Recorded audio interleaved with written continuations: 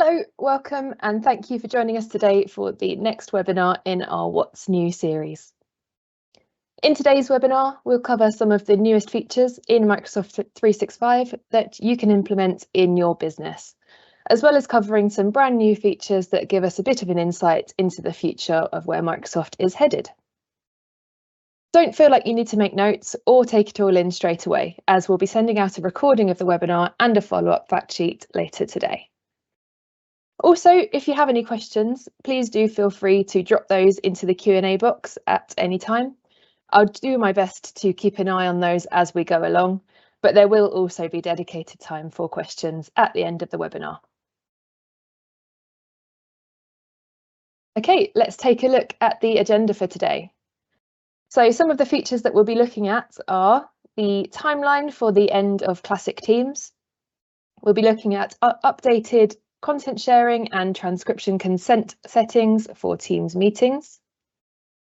There's a new in-person event option in Outlook. Next up, we'll be looking at how you can access your documents quicker via desktop apps. Then we'll be looking at loop components that are becoming available in OneNote. And finally, we'll be looking at Copilot and how that is going to integrate into Microsoft Stream for videos. After that, we'll be looking at what's next, what next steps you can take in terms of this webinar series, or if you wanted to work more closely with Bedroq to help your organisation move forwards with these Microsoft tools. So let's start with a welcome. My name is Jennifer Bend and I'm the marketing lead at Bedroq.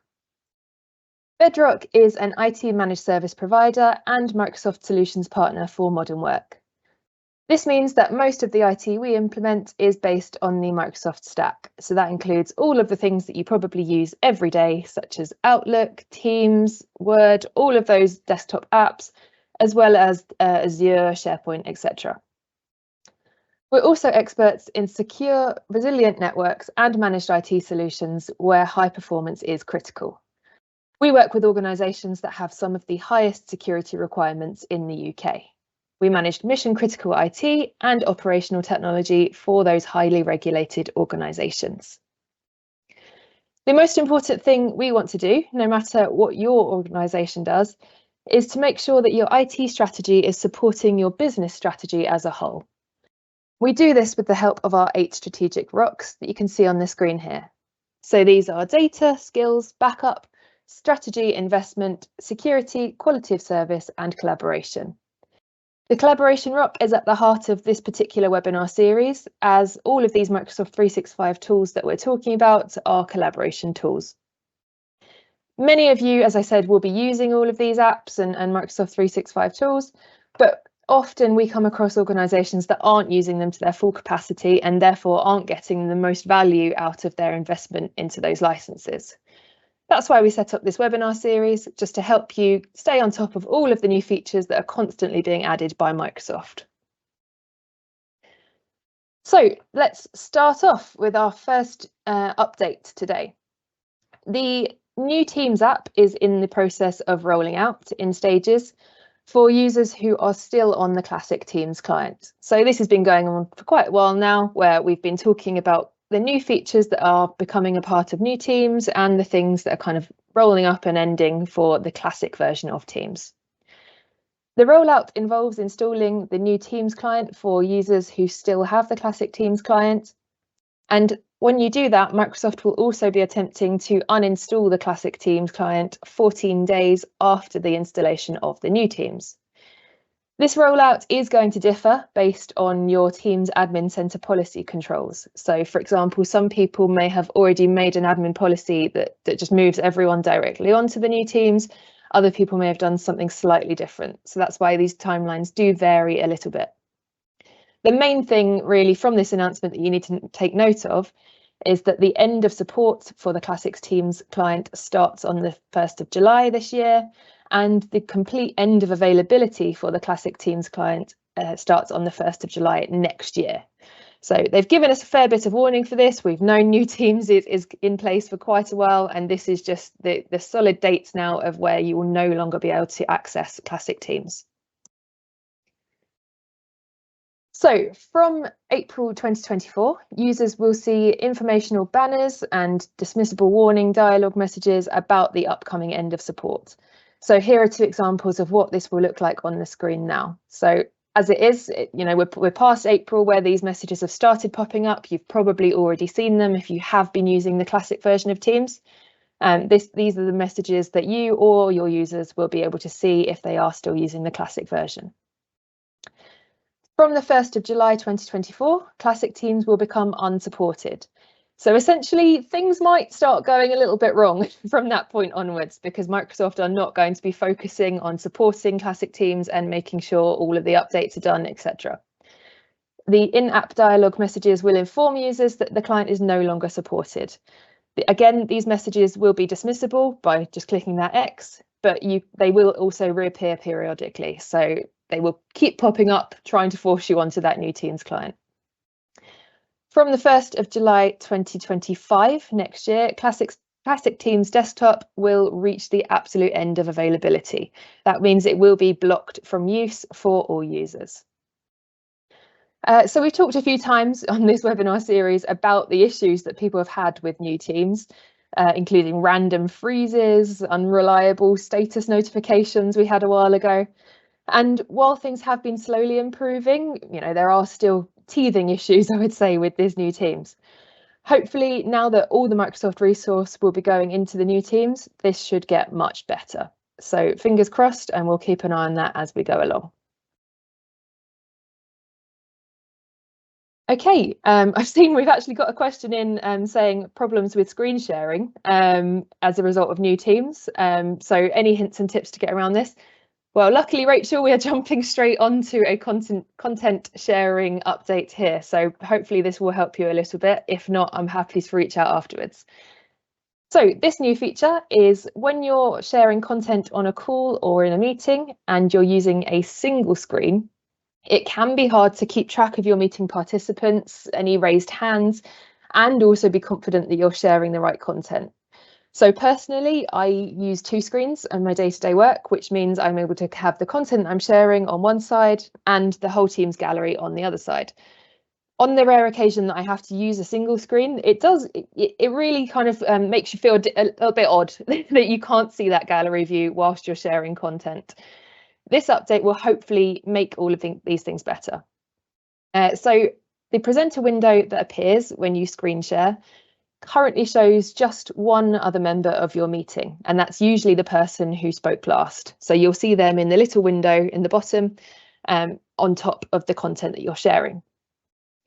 Following this update, it will show up to 4 meeting participants with their video and audio. It will show any active speakers, any raised hands, and also reactions. It will also show you a preview of the content that you're sharing. So instead of having that worrying moment where you have to ask everyone, oh, can you see what I'm hoping you can see? You get a little preview to show what they're able to see in terms of your content. And you've also just got that gallery so that you can keep an eye on how people are reacting to what you're presenting, make sure that everyone's still engaged, and just overall feel much more involved in that team meeting rather than just getting the view of one single attendee. So again, as I said, I think this will make the biggest difference to people who are sharing content from a single screen, but it's a really useful update, I think, for everybody. This is due anytime from late May to mid-June 2024. Okay, let me just quickly run through a couple of questions. Someone says, how long is New Teams going to be called New Teams instead of just Teams? The little blue badge is irksome. I agree. It's if this is becoming the main rolled out option that they want us to use, let's just start calling it Teams. I don't have an update on when that will actually happen, but surely we're not going to be calling it New Teams forever. So I'll keep you updated. Okay, next up, we are sticking with the theme of content sharing in Teams, but this time we are looking at content sharing outside of a call or a meeting. So this update is based around context-based file attach suggestions. So when you're searching for the right file to attach, it can take a while. If you're quickly messaging someone and saying, yep, I'll share that slide deck with you, I'll share that document with you. You then need to kind of search through, find the one that you actually want to attach, drag it across, etc. It can be a little bit time consuming. This update hopes to solve that. So now you can attach files to a chat more easily. To do this, select the attach file from the chat compose box, and Teams will surface the 5 most relevant files from OneDrive and SharePoint based on the context of the conversation, helping you to finish this task in fewer steps. So using context from the most recent chat messages, Teams will suggest a list of files that it thinks are the most likely options that you're looking for to share. In this example on screen, you can see that it has surfaced documents that are related to the previously shared Word document and the chat messages between these two people. Obviously, this is going to be a bit of trial and error. I don't think it's going to get it right 100% of the time, but I think it's a good starting point where it's hopefully going to surface the right kind of files that you're looking to share. And when it does work, it will cut out a lot of those steps between trying to find the right file to share and it just popping up in that box there to choose from. So this is available now. If you don't have it quite yet, it is rolling out as we speak. Next up, we have transcription consent for Teams meetings. So Microsoft Teams will require explicit consent from participants for transcription during meetings if the policy to get recording and transcription consent is turned on.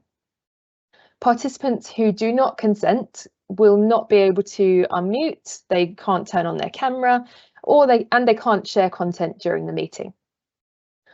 Obviously, it's up to your organisation if you want this feature to be turned on or not, and you will require an admin to turn on that policy. You can hold a Microsoft Teams meeting that requires everyone's consent in order to be transcribed. And for tenants or user groups who have turned on that policy to get recording and transcription consent, all meetings will require that explicit consent from all the participants when the transcription is started.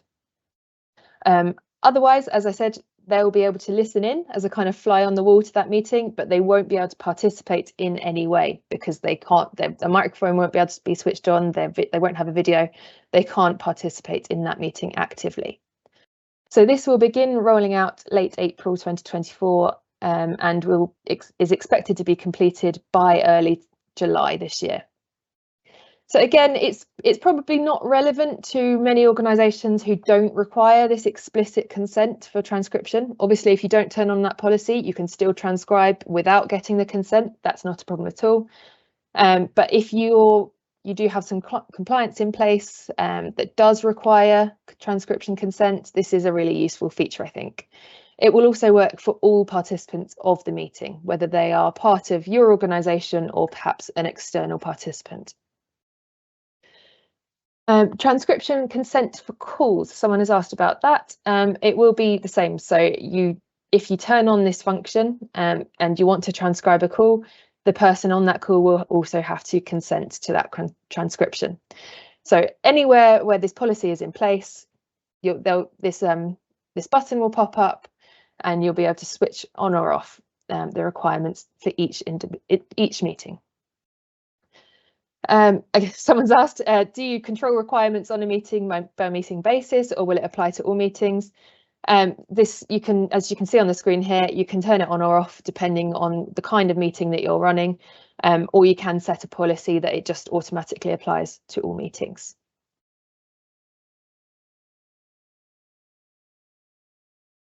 Okay, next up, we have calendar updates in your Teams activity feed. So you'll soon be able to view calendar updates within your Teams activity feed. You'll be able to manage calendar notifications from your activity feed without leaving your flow of work. So if you are someone who typically tries to complete all of their actions within Teams, this is just another useful feature that means you don't have to go to Outlook to keep an eye on your calendar notifications. You will be able to see calendar notifications for meeting invites, changes, cancellations, and forwards if you're the meeting organizer, and you can click on them to see the meeting details. When you get a calendar notification, you will see an unread notification in the activity feed pane or at the bell icon at the top of your side menu.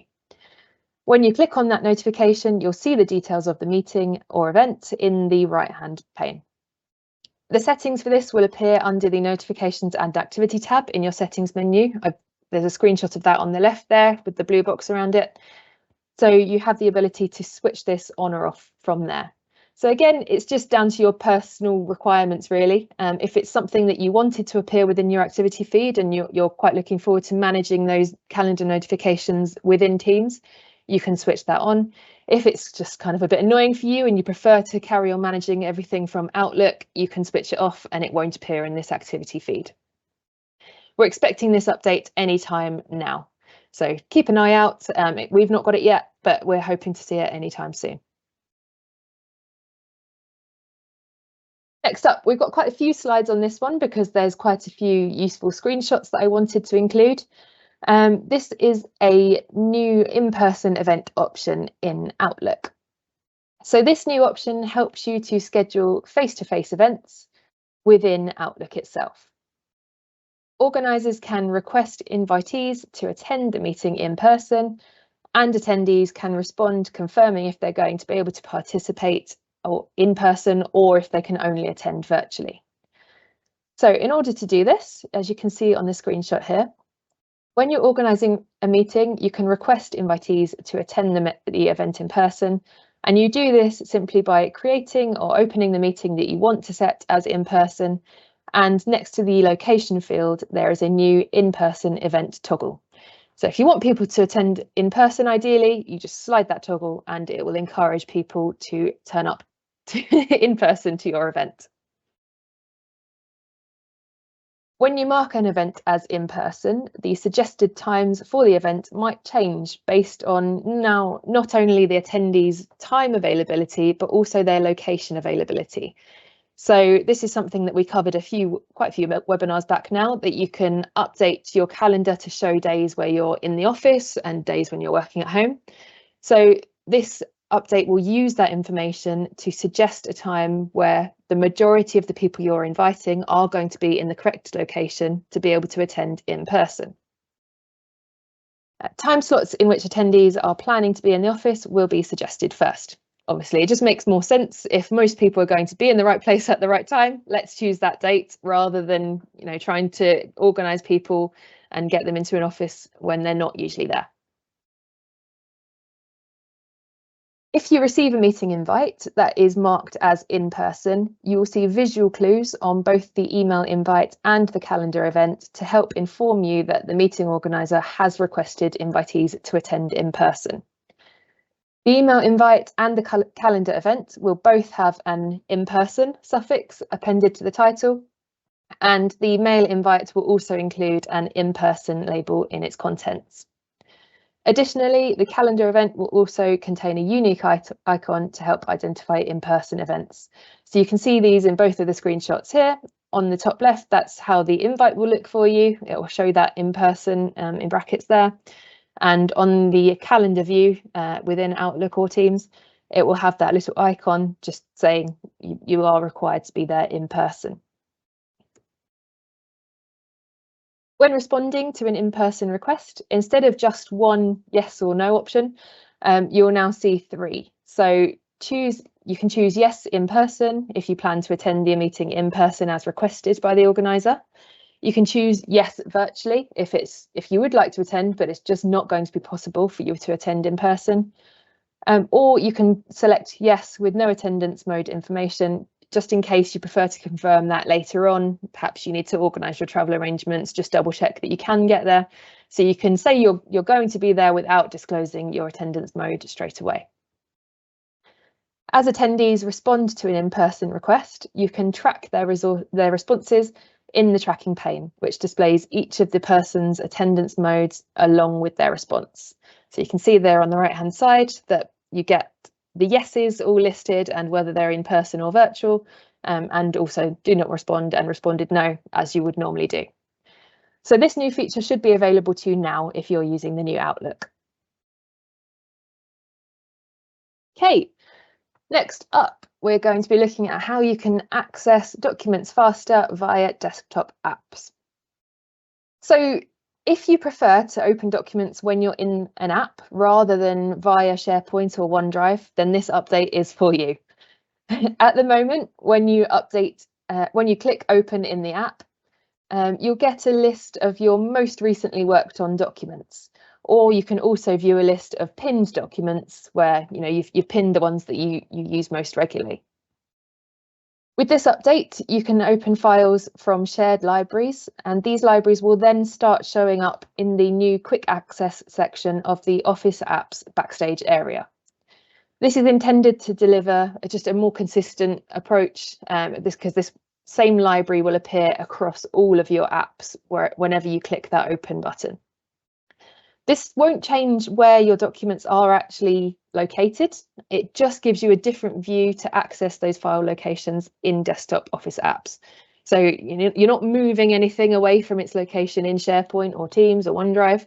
You are literally just getting a different window via which you can access those documents. To view the new quick access section from a desktop app, such as Word or PowerPoint, click the File tab and then click Open, and you'll get this view that's screenshotted here. This is rolling out now, so some of you may already have it, while others should be getting it soon. Next up, Loop. It's been a while since we've had an update around Microsoft Loop. It was new and exciting a couple of years ago. We did a lot of webinars around it, but it definitely seems to have got a bit lost in the hype around Copilot. So this is a new update. So there is still action happening with Loop, so that's good to see.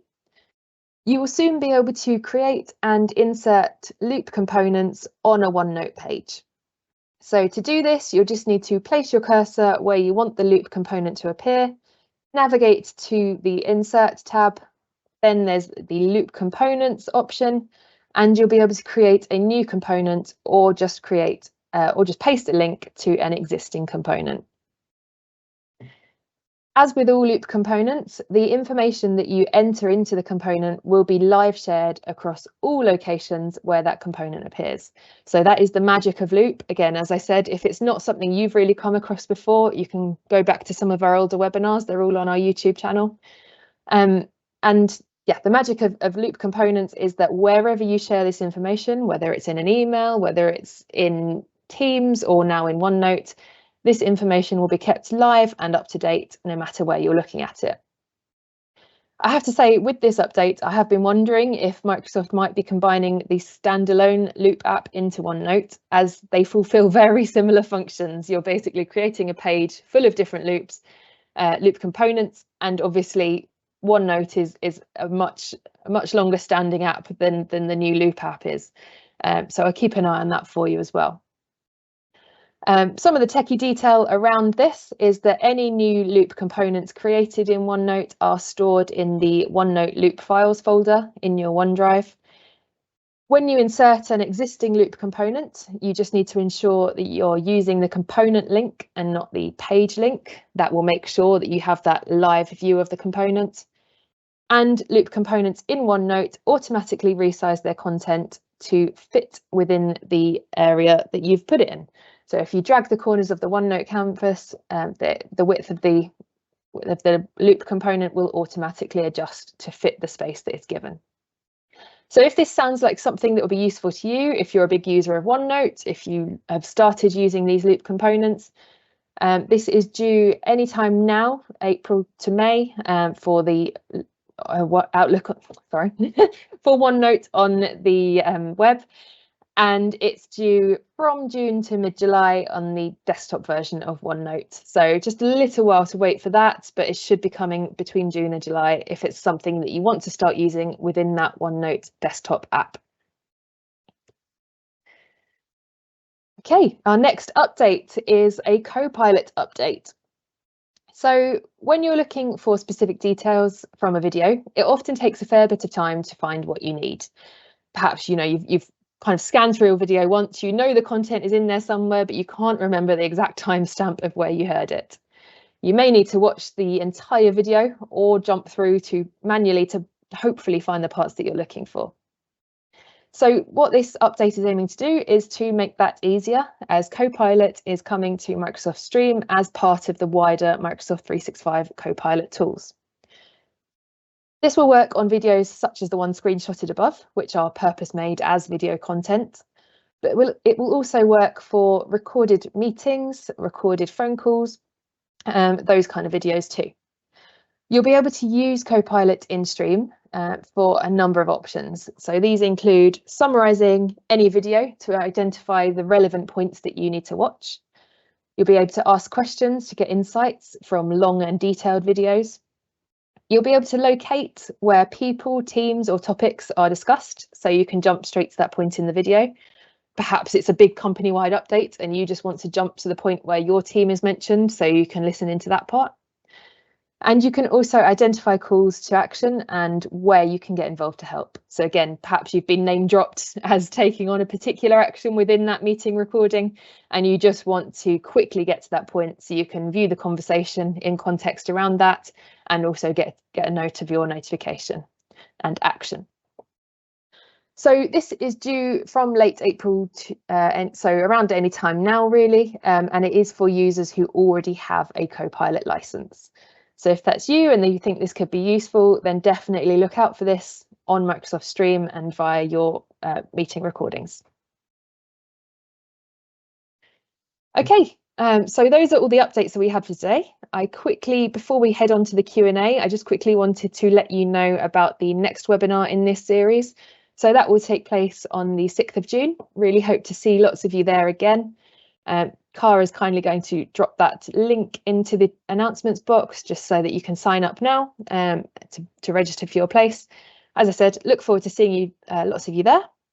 And let's give you a quick overview as well about the stakeholder workshop that we run as Bedroq. So this is the 8 Rocks assessment, going back to those 8 Rocks that we talked about right at the beginning of the webinar. And this workshop is just designed to get consensus on your business priorities as well as your overall IT strategy priorities. We conduct this face-to-face or virtually, and it's just a way to make sure that your team are aligned on the best way forwards, the next steps that you need to take, perhaps where you can consolidate some tools that you've already got or expand out to make sure that you're all able to work to your highest ability. So if this sounds like it's something that could be of use to you, perhaps you're a bit stuck at the moment as your organisation, we're happy to step in and help you work that out. Just reach out afterwards and we can sort that out for you. Okay, we have been getting a few questions in as I've been going along, so let me work through some of those. And obviously, if you do have any further questions that you'd like to add, that box is open at the moment. So please do drop those in at any point. So someone's asked, will Copilot help to look at diaries and create meetings for the best availability for the attendees? So at the moment, that is kind of available, where you will get suggestions for the best time to set up your meetings based on the attendees that you need to be there. In terms of will Copilot be able to handle that entire thing for you, where you just say, I want a meeting with these people, sort it out? That would be the dream, wouldn't it? if we can get to that point where it's doing that kind of admin, and I do see it becoming available. We don't have any dates for anything like that at the moment, but I will let you know.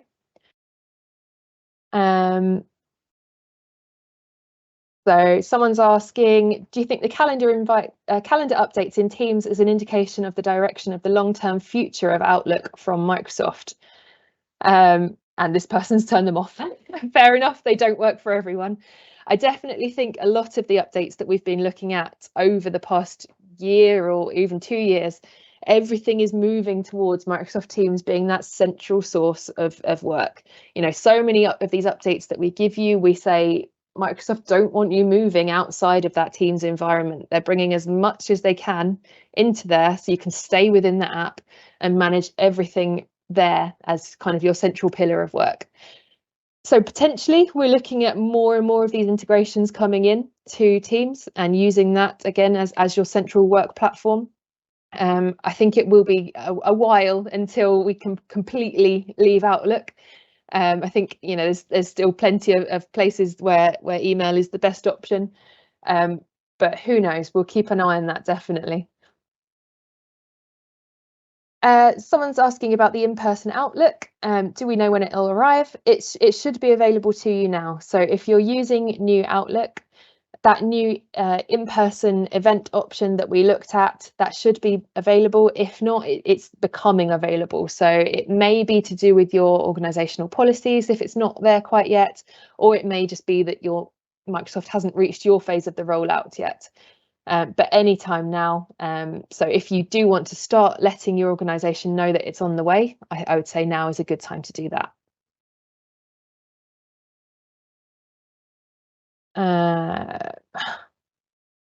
Sometimes we have hybrid meetings, both in person or online. Is there a way to know people's choices?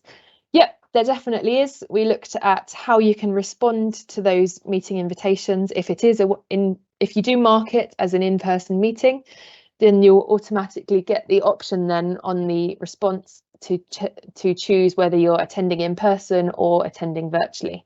So that's just a really easy way if you do have hybrid meetings and you'd like some people to attend in person, but not everyone is going to be able to. There's just an easy way to keep track of who you're expecting to see and who's just going to be joining online. Again, it just helps you plan your meeting as well in terms of booking the right size meeting room, knowing that you need to set up for those virtual attendees, etc. And just keep everything in one place on that invite.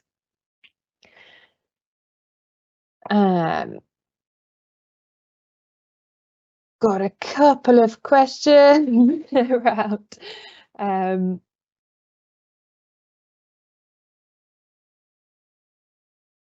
if you add a loop component to a OneNote and assign tasks to someone, will the person have access to that page automatically? That's an interesting question, actually. And because we don't have access to those loop components right now in OneNote, they're kind of on the way, I'm not actually totally sure about that one. So I will have to let you know. I would imagine that component would have to be visible to the person that you're tagging into it. And if you're tagging them on a page that they don't have access to, I don't think they would automatically be able to have access to that page in the OneNote. But I will double check that for you and let you know as soon as I can. Will the in-person feature be available on the classic 365 Outlook desktop application or only on the Outlook on the web or new Outlook? As far as I know, this feature is only coming to the newer Outlook. So I don't think it's going to be rolling out to the classic Outlook desktop. Again, similar to the conversation we had around new Teams and classic Teams, they're adding newer features now just to the new versions of these apps in an attempt to make sure that people are moving over to those newer versions. Again, we don't have a timeline yet for when classic Outlook will no longer be supported, but I imagine that will go the same way as the classic Teams, where we will be notified of a date where it will be no longer supported and then no longer available. So gradually, Microsoft are encouraging everyone to move over to that new Outlook.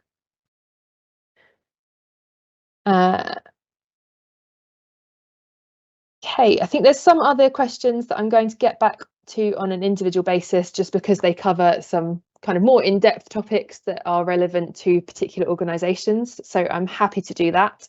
I will go through those and get back to you along with the recording later today. But thank you very much for joining us, everyone. I thank you as well for sticking with us because we've run a little bit over time today. I really do hope to see you again at the next webinar in June. And once again, thank you for joining us. Really good to see so many people returning. Welcome to the new people, and hope you're able to join us in June and enjoy the rest of your week. Thank you very much, everyone. Bye.